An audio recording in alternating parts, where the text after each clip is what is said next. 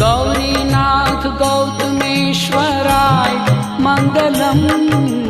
हर हर महादेव श्री केदार मंगलम।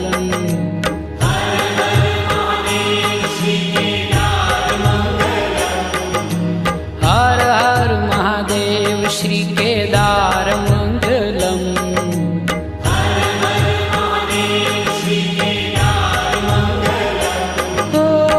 त्रिपुर हर त्रिलोकी आधार मंगलम।